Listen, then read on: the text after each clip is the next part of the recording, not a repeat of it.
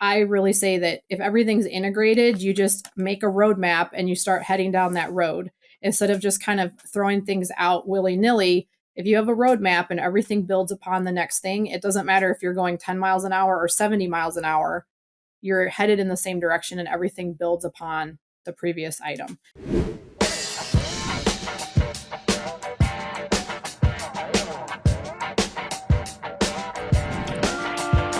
Hey, welcome to the Wisenetix Podcast. My name's Daryl. I'm the host, and I'm the head of sales here at Wisenetix. With us today, I've got Robyn Volkening from Animal Health Visions, and really excited to have you here. Robyn, how are you doing? Great. Thanks for having me. Hey, no problem. Really glad you're here. I know we've been talking back and forth for a little bit. Tell me a little bit about you. Tell us about you, really.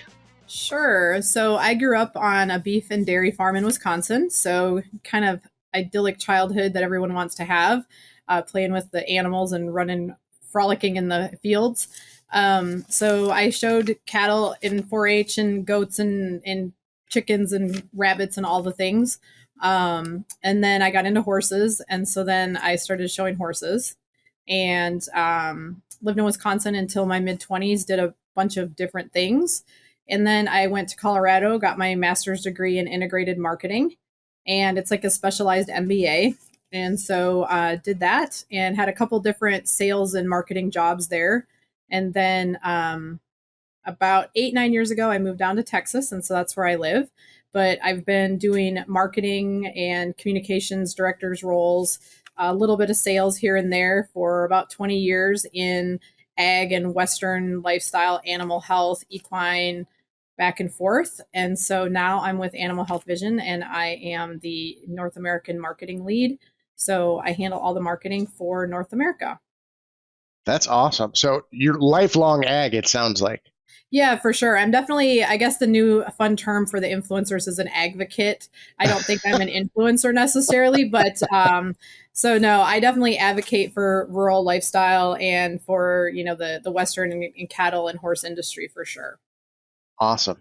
Yeah, some of the things you've told me about just getting time to get to the horses always surprises me. I wish we could all find that time. Well, and I make a priority. That's like my biggest priority in life. And so I show competitively. I show in cow, horse, and ranch versatility, if anyone knows what that is. But I make it a priority, and I'm very lucky. I've worked remote for almost 20 years. And Wow. So I had my own business for a long time with various clients. And so that's great. And I love that AHV lets us work remote in the United States. And we have a great team. I think we have a great camaraderie. We Teams video each other, text, call. And so we work great as a team. And I honestly think I work more team oriented this way than I did when I was in a building hiding from certain people in a cubicle. So I love it. So That's awesome. Yeah, we're remote here at Wisenetix, and I kind of feel the same way. It's you build a much stronger connection, I feel, with your teammates than when you're hiding, or at the water cooler or wherever in an office building. And the flexibility it gives is, that much more powerful. Well, and I think we know each other almost a little bit better personally because, we try to respect everyone's private time, I guess. But on the other hand, if we need something, the other night, one of the gentlemen in California sent me a message at like 9 o'clock my time. And he's like, I'm so sorry, and bother you. And I said, no problem. And I just jumped up and went in the computer and did one little thing for him. And it wasn't a big deal. But, they might pop onto a video and I'm out in the barn or I'm driving and the same thing. They might have kids in the video. So I think we kind of integrate life and work really well. And I think we do a great job of it, honestly. Yeah, no, that's awesome. That's so cool.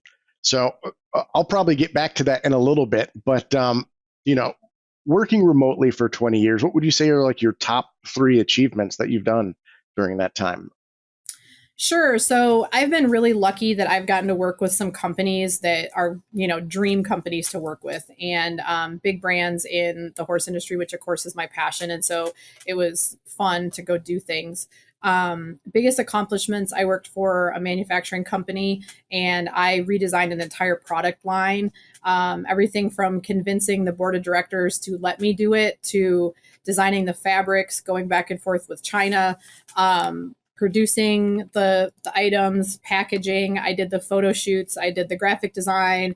I managed the packaging. And then I sold it at the trade show. It was the largest sales quarter of the history of the company because of that product. We sold out the first day of the trade show a whole container, which is a lot. If you don't know China, that's a lot of product. Tried to get reorder, wasn't quite successful because I had custom fabrics, but got as much bought as I could, and then got the PR for it, editorial and national magazines, and then went to the stores and did the packaging and the retail presence as well. That's awesome. So yeah, that was pretty cool. And then, so that was one of it. I really think that a big thing with working with a bunch of different companies is that I can go into a company no matter what they're trying to do and sort of figure out where the holes are and what needs to be fixed or worked on or streamlined. And the tenet of my marketing background is everything's integrated. And so no matter what company, I mean, some companies I work with say, oh, we just have such a small budget. We have this or that challenge. And I really say that if everything's integrated, you just make a roadmap and you start heading down that road instead of just kind of throwing things out willy-nilly. If you have a roadmap and everything builds upon the next thing, it doesn't matter if you're going 10 miles an hour or 70 miles an hour, you're headed in the same direction and everything builds upon the previous item. So that's kind of my tenet to it. So some companies, of course, have millions of dollars to spend and some have hundreds of dollars to spend. But they all kind of tend to go haphazard at some point. And so if everyone's sort of on the same page, you can pull something from last week or last year and it should still integrate in. And so you can reuse things and build upon the past. So that's another thing. I also, for a client, developed a new e-commerce channel. So they'd only been selling wholesale. And so I developed a new e-com channel for them, website, and opened up a completely new revenue stream for them and increased sales 25% in 4 months just from building that e-com website. So, and I did everything with that from the photography, copywriting, design. And it was something that one of the owners fought me on. He didn't think that was a thing they needed. And basically now that website with no one touching it is making them many hundreds of thousands of dollars a year, and no one touches it other than maybe adding a product here or there. And they don't even, honestly, I hate to say it, but I don't work with them anymore and they don't do any proactive marketing. And if they did, it would be very successful. Wow. So, and that's just, I mean, that was just bringing in hundreds of thousands of dollars just accidentally. So accidentally. You are a machine, Robyn, a machine. Well, and it's sometimes I find ideas that aren't as popular to some folks as others, but I try to open people's eyes. And I have had many clients say, you made me think differently. And so I don't know if that's good or bad, but the goal is to make money, right? So right. No, that's a good thing. Sometimes you need a force of nature, right, to come in and kind of like find those holes, as you said. One thing you said that really struck with me is having a plan and having, a lot of companies are inefficient in their planning and how they address issues. So we're in line with that thinking there. If you have a plan and you can identify the issues, you can create a plan, follow it, and fix it.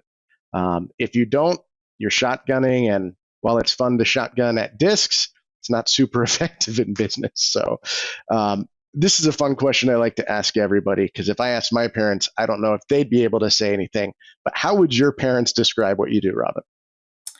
Well, my dad is kind of excited that I'm back working with cows again. So that was kind of funny. Although I will say I did work with a skid steer component manufacturer and he liked that too. But so my dad's not a horse guy.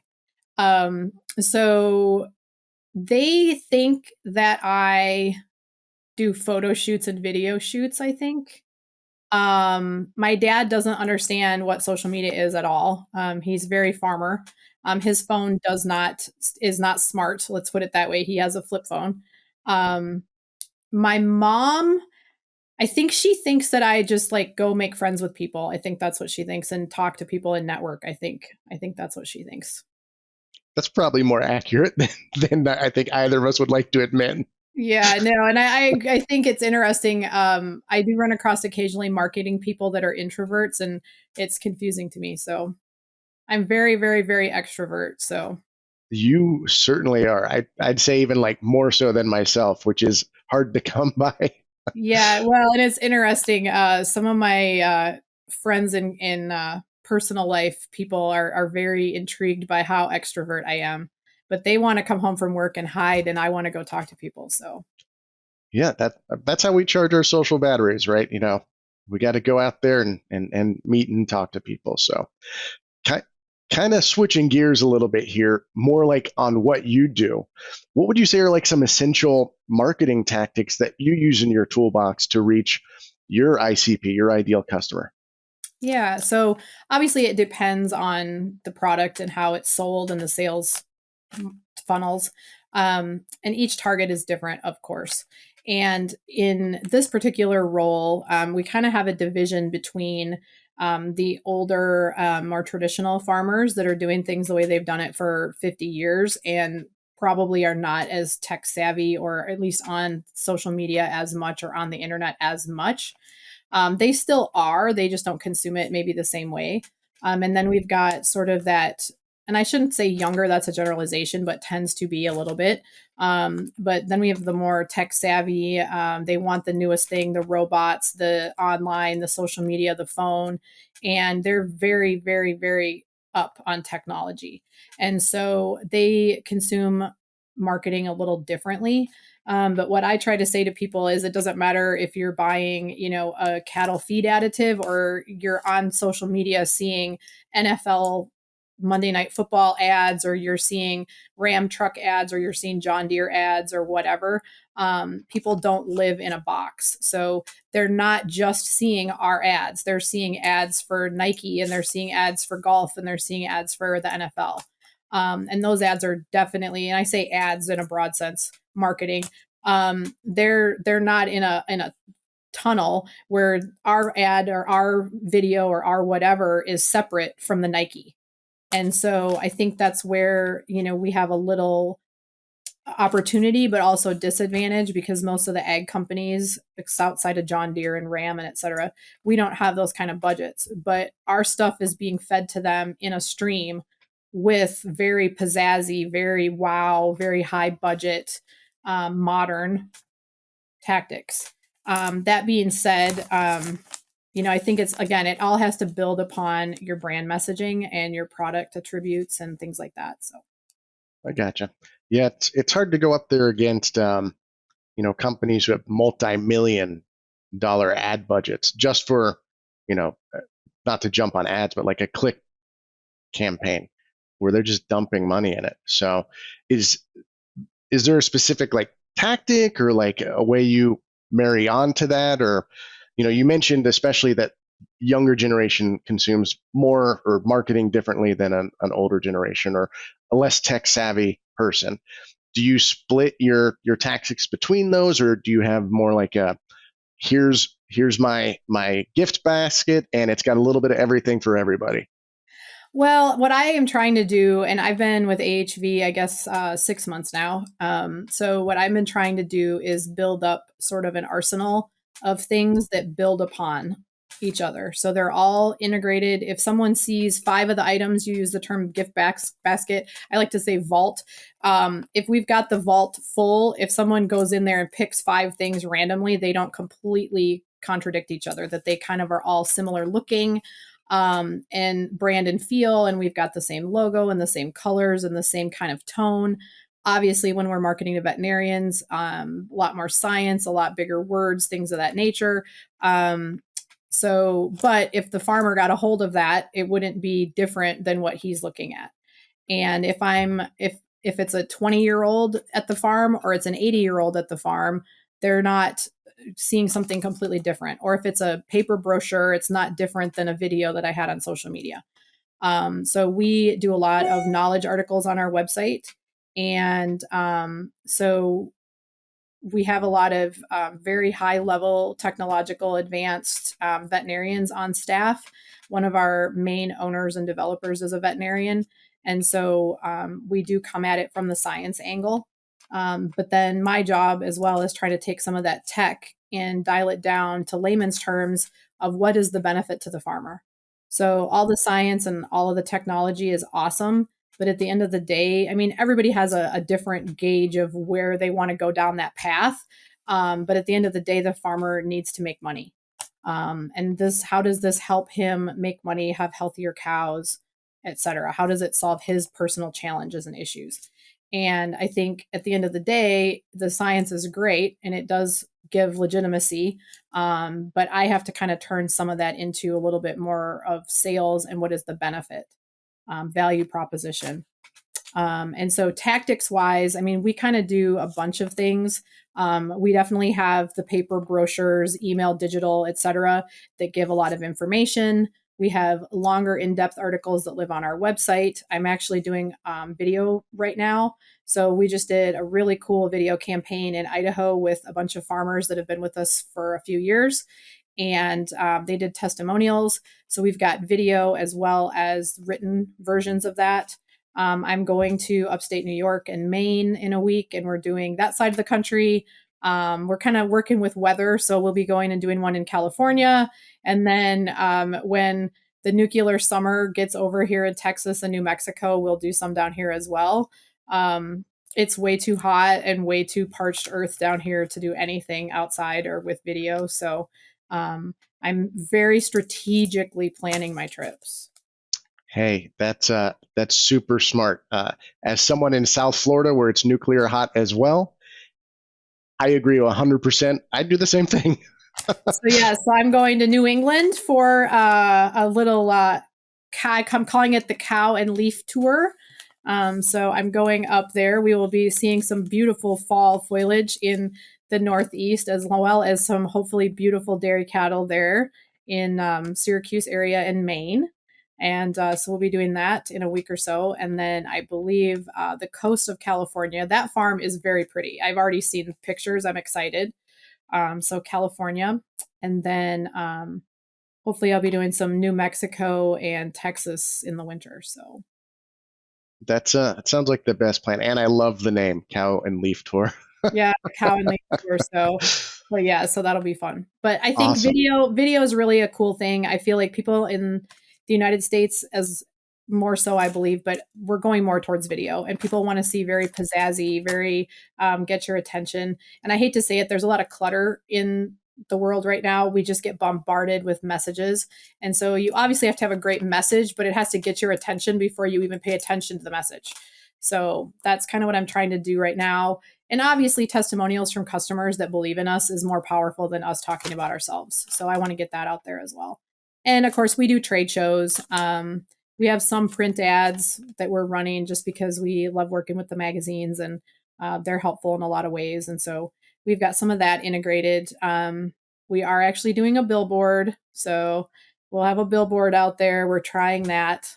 But you got to try everything and see what works. And sometimes it works now and doesn't work later, and vice versa. So you mentioned something that was interesting to me, that we're moving more towards like a video consuming society, which kind of makes sense with like the TikToks of the world and all that fun stuff. Would you say that's one of the main changes that you've seen in marketing over your career, is like this shift from print to the internet into the Internet of Things? yeah, and I kind of got into this right when that was happening. So I don't want to say how old I am, but I'm pretty old. When I started doing marketing, the internet wasn't quite a big deal yet. I do feel like we, in a way, fall into a trap. Digital is here. It is big. It is huge, but there still has to be the tenet of marketing that's been around for 100 years. And it's your brand, and brand is not just logo or just colors or just whatever. It's every single thing that the customer thinks about your brand, or potential customer, or the general public. So it's everything. It's, your message on your answering machine phone. It's the lawn is mowed in front of your building. It's all of those things. And so really getting that dialed in, everything, that it's got the feel that you want. And obviously, if you're shopping for a daycare or you're shopping for a bank, the feel should be different, right? But everything should kind of go along that. If you walk into a building that's very stodgy and very formal and everyone's wearing suits, you don't feel like that's where you're taking your kid to drop off or your dog. On the other hand, if you're into a super bright colored building and everybody's wearing shorts and flip-flops, maybe you don't feel like you're in a doctor's office or a bank. So, and that's kind of a general term, but same way with websites, same way with social media, and we sort of have a split there where we do have science, we do have very high level professionals in a lab, very, white coat and sterile and all of that. But then we've also got out on the farm where our farm advisors are in muck boots and waterproof clothes out doctoring cattle, or helping with cattle. And so I think that you have to kind of fit the vibe and make everything that you do sort of fit that brand. And I think that in the digital world, people are too quick to just jump on a trend or jump on, everybody likes this song or this kind of a video or this kind of this or that. And they're not going back to, does this fit my brand? What is the message? What are we trying? What's the goal of this? And not just we want to sell product, but what is the goal? If they're clicking on something, what are they clicking on? Does that give the message we want to give? Is it too abrupt? Is it too slow of a process where they have to go through 5 steps to get to the sale? So I think that that's something that I like to think through is, yes, we got their attention, but now what? Are we dumping them into somewhere that they can't make a purchase? And that's what I'm trying to do right now is sort of shorten that situation up. Our products are not sold online as of yet. So you do need to meet with a farm advisor to learn kind of the protocols and how it works, et cetera. And so I'm trying to get that cycle from I'm curious to the sale. I'm trying to get that a little bit shorter so that they can easily find their farm advisor, talk to someone who's knowledgeable, get their questions answered on their farm. So it's very specific to them, and then make it easy for them to try the product. And also we help everyone. So it's not just here you go, thanks, bye. Our farm advisors are there a lot on farm helping and really making sure that the employees, the owner, manager, everybody understands the products, the protocols, how it's used, how it works. And make sure that we have very satisfied repeat customers that'll be our brand ambassadors to the neighbor down the road. Sure. No, that's awesome. Happy customers are the best ambassadors. They really are. For sure. And especially in agriculture where everybody kind of knows everybody and everybody talks. Yes, for sure. For sure. Awesome. Here's another fun question. What is a common myth that you find in marketing? Because there's many in sales, but what's one that you run into in marketing often? Marketing, I think a lot of people think marketing, we just run around and have fun and spend money. And we tend to be a loud, vibrant bunch. And we definitely like to have fun for sure. But marketing really is cross-functional in a huge way. I mean, we have to negotiate budgets with finance. We have to make sales happy, which they all want different things and they all want it yesterday. We have to watch our budgets. We have to work with outside vendors and negotiate and crack the whip and get things done. We're working with, trade show vendors and print vendors and apparel vendors and embroidery companies and shipping and all of that. We're working with videographers. We're doing them with legal. I do a lot right now with claims and what we can and cannot say. We're doing travel arrangements and shipping of things and organizing timelines and things like that. We're working with, fixturing and packaging. We're working with product development. We're kind of doing psychology of the buyer. Like, what do they need? Is there a hole in the market? Do we need a different product? We're doing pricing. We're working with, HR on what do we need to do to retain and hire. So, we're really working across the gamut on things. And we're kind of the one that is sort of speaking to everybody all the time. So a lot of times myself anyway, I end up sort of being the mediator or maybe not the diplomat, but kind of sales wants this, but accounting says that, and the bosses want this, and logistically it can't happen because I can't magically make things get across the country in 2 minutes. So, you know what I mean? And so a lot of it is that as well. But We definitely like to have fun marketing, and we do spend some money sometimes, but we have to come up with the ROI at the end of the day too. So, and I think the hard part is that it's harder for us to show a return on the investment. Where sales, it's pretty easy to just pull up your report and say, Bob sold $1 million this year, we'll keep him. Marketing, we just show negative, negative, negative, negative. So my budget has no money coming in; it only goes out. So it's very, very hard to show an ROI when it's just spending out of my budget. Yeah, that it's all those things you mentioned kind of crack me up. Marketing to me is marketing and sales. They kind of dance similarly together, but marketing's the nervous center of a business because it talks to everybody, like you mentioned, and definitely a loud bunch in most organizations. Well, people think we're magic sometimes. I mean, sometimes the sales reps will be like, "Oh, hey, I forgot. Can you?" And it's like, okay, think about this for a second. So you're in California, and you want me to design this whole thing, get it printed, and somehow get it to you in an hour. So how do you think that will happen? But sometimes we are magic, but then the problem is if I'm like, oh, I can fix that. There's a Staples 2 miles from you. I'm shipping it there. Go pick it up after you eat dinner. Then they think they can always do that. So sometimes when we're magic, we set ourselves up for it's almost like I hate to say it, but I'm not a parent, but it seems like kind of the kids, like when you can pull a rabbit out of a hat, they expect that that's the normal. And then the next time they're very disappointed when you cannot do that. Yeah, I don't want to stomp on my own parade, but yeah, salespeople are kind of like that. We're little kids and dogs, and so there's a treat there. Yes, we'll come. Well, and it is funny because, I've got a couple of reps and there's always a couple in the bunch that are like super good at setting themselves up for the favor kind of thing. And then I've got some that definitely understand the process. And it's like, okay, some things I can be magic and some things I can't be magic. So, but then I also get to be Santa and I'm like, yay, we have new logo apparel. So no, there's Here's my definitely some T-shirt. fun things. Yeah, so we just got some new really cool logo apparel, so they're excited. That's awesome. Yeah, salespeople love swag. I need to get some new ones myself, but I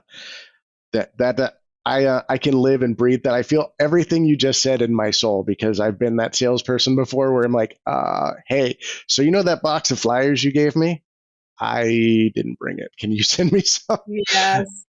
And it's always, and I try to, I hate to say train, but I try to like say, hey, this is coming up. Like, what do we need? Like, get a plan. But then I've got a thing right now where they're doing some lunch and learns and things, and they kind of put it off. And now they want invitations, and it's like, well, you can do a digital invitation. I can do that, but it's too late to get, something fancy printed, mailed, whatever. So, but I do try to have them take some ownership of events and things. And I feel like it goes better that way. They know what they're getting. They know what they're walking into. I know what they're good at, or, some guys are super prepared. I say guys, some of the girls, some guys and girls, are super prepared. I've done sales before. I get it. So I understand kind of what they're up against. That was one of my big things when I first started is I didn't want, especially our newer sales reps, to walk into an account and not have appropriate things with them. When you get asked questions and you don't have something to refer back to, it becomes a hard situation. I've been in those positions before where if you've got a brochure in your hand, you can say, oh, right here it says, let's talk about that. Or sorry to bother you, but here's a thing. I'll come back next week. So I try to make it easy on them and give them, the vault of materials that they can choose from, whether they like digital presentation, they like emails, they like paper, and just kind of have it available in different formats. Our website has a ton of information on it. It's ahvint.com. So then you got to pick your country. And once you get into the /US section, we've got tons of articles on there that talk about biofilm and how to use our products with various problems and issues on the farm. And so that's all on there. That's awesome. We've got some really cool stuff with our lab coming up. Our lab, I was in the Netherlands. The lab's very, very advanced. So I do like seeing some labs. Is there going to be a video of some labs? I believe they're working on a video. So there's going to be a video, I believe. And there's some photos and some articles about the lab. And I'll be honest, I'm not sciencey, but there's a lot of really cool machines in there doing cool things. I don't know. Um, but yeah, it's very impressive. So Awesome. Yeah, I like it because I have went for a chemistry degree before my dad was like, "Don't go to medical school, don't do it."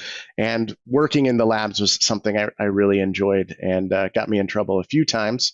Synthesizing fragrances. oh, Not to go too off tangent, but in one of my finals, because my professor and I had like a love-hate kind of jesting relationship, he made me synthesize something very, very stinky. And because it was so stinky, I could only do it at night when no one else was there. wow. So young Daryl was like, why not synthesize this in all of the labs? And so that was a fun morning. Oh But gosh.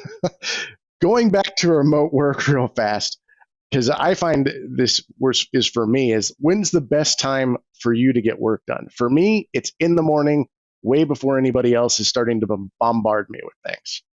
Oh, I'm a night owl. So I usually get up and kind of do a little bit of farm chores in the morning and enjoy outdoors a little bit with my coffee and, feed horses and chickens and dogs and kind of be outside with nature a little bit. And then sadly, we work with Europe, of course. And so I've got a lot of emails and Teams messages and whatnot to sort through. And so I tend to really start rolling mid morning and then I do a lot of my graphic design and stuff like that at night. So I'm a night owl. I like to work. I mean, I would say probably my best meeting hours are probably 10 to 2. And then my get stuff done is probably 6 to 8 at night kind of thing. But it just depends on what I've got going on. But that is the great thing about remote work is, I can get up and walk around. And I definitely think people are more productive if they get their bodies moving. So I'm a walk and talker. So I like to do, my conference calls walking around, and some people that drives them insane, which is why I don't do well necessarily in an office because I tend to make everyone else be distracted. Um, but yeah, I'm a walk and talker. And when the weather's nice, I work from the patio. Um, and so, but then, I'll be stumped on how I want to lay something out and I'll walk out to the barn and check waters or I'll go get mail or whatever and then come back in and work on it. And it kind of tends to make the brain flow a little bit better.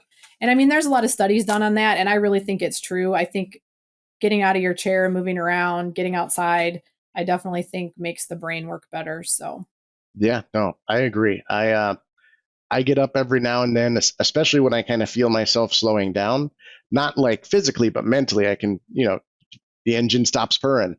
I get up, go for a quick walk, clean the pool, come back, and I'm ready to go. So that's awesome. well, and I have a lot of colleagues that I've done marketing with over the years. And sometimes it's like, why does this layout not look right? Or why does this sentence not sound right? Or have you done this or that? Like, I'm kind of stuck here, what I should do. And so, and most of us work remote. And so I can just send a quick text or, quick chat and say, hey, like, why does this word look funny? Or help me out here. And usually we're pretty good. And so that kind of helps too. And I know some folks say that working remote is lonely or is whatever, and they couldn't get things done. And I mean, I think the big thing is I don't have children, but I think dedicated workspace and I can walk away from it. But then I also at 8 o'clock last night, I was working. So if I've got something to do and I'm in a zone, I'm doing it. I'll work all night. But then also I love how I can just get up and go check my horses or go get the mail or run a quick errand in town or something like that and then get right back to it. So Yeah, the flexibility to me is important. I've worked remote for a long time myself. You have to be a little disciplined, and if you're a disciplined person, and you get your work done, no worries. But you're exactly right. oh, Being I get able by to. far more done. I get by far more done.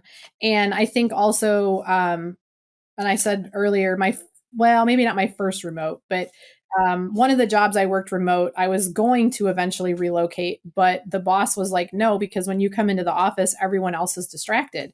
And, and I hate it because I'm a social person, but I can be doing 5 things at once and talk to you and be doing a PowerPoint and talk. And some people can't do that. And I try as I get older to sort of understand other people's work styles a little bit. But I definitely do better remote where I can control my environment. And sometimes I'm standing at my standing desk and sometimes I'm sitting in the recliner. And so I like to move around a lot when I'm working, I guess.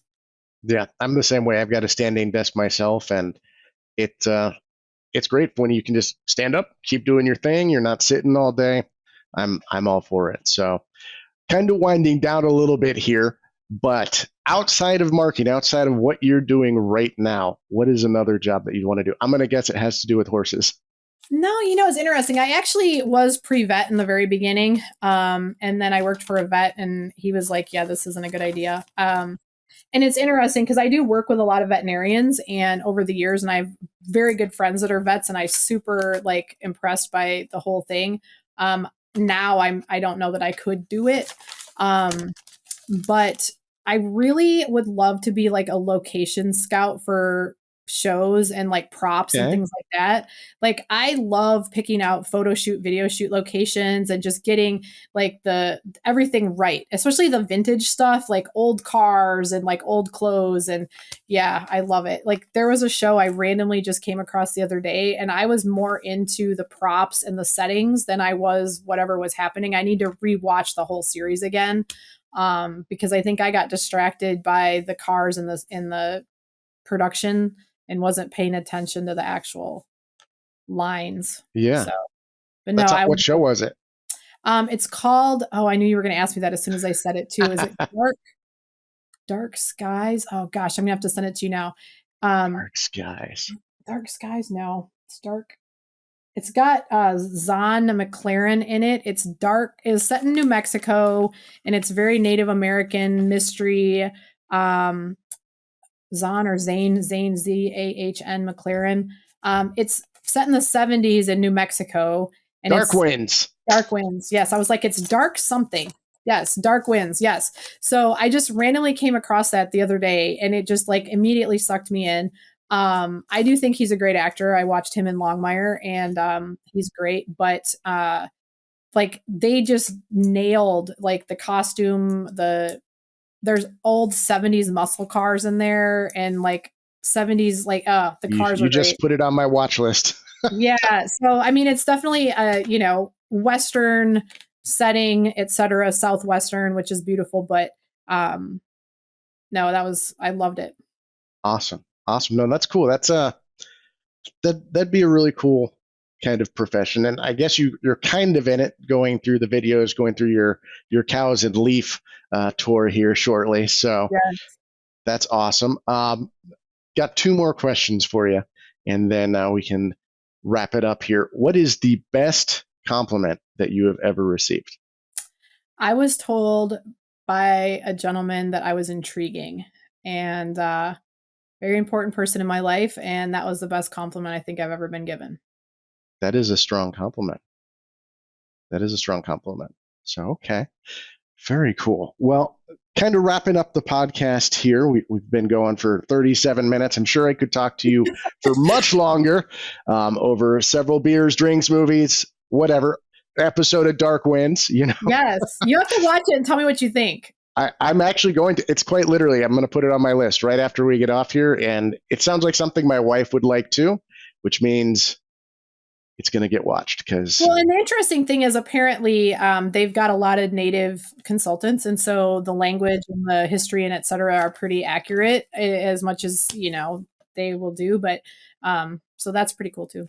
Awesome. I love when they put some like historical fact and some effort into making it, correct. That's important to me.